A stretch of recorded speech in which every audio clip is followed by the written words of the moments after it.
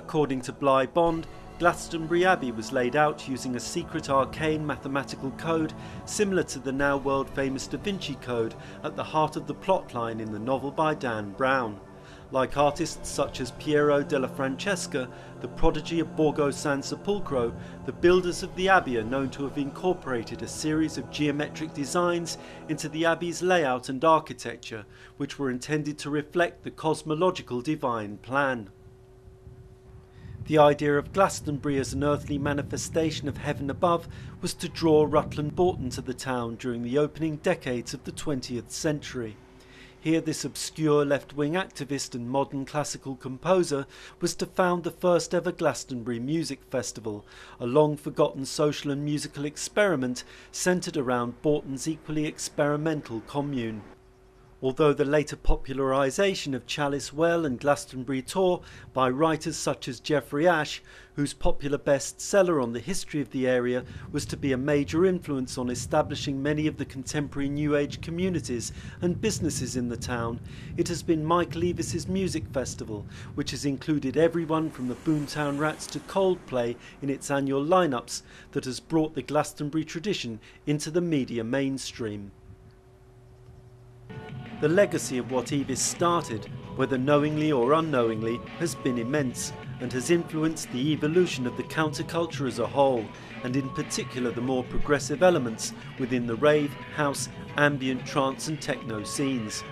The overall sociological effects of a growing spiritual awareness among the young has peaked and troughed ever since the early heady days of the 1960s, when the Beatles and their circle were in the forefront of ushering in the so-called Summer of Love.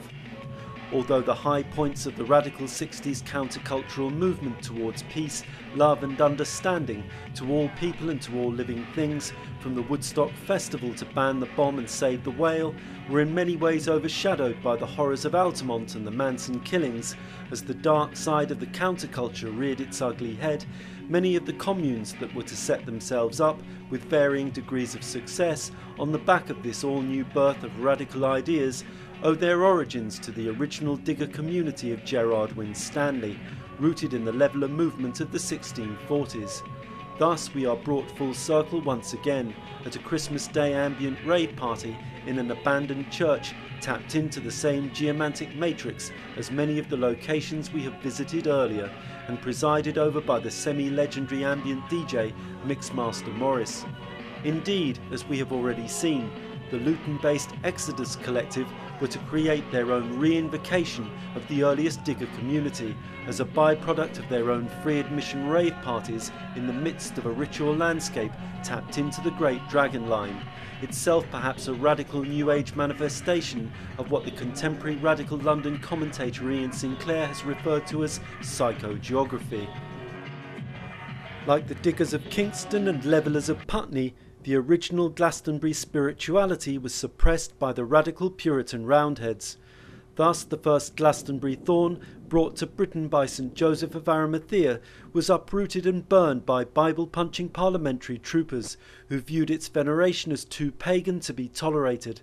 So what of the connection with Dunstan, whose own association with all three areas seems more than just a coincidence?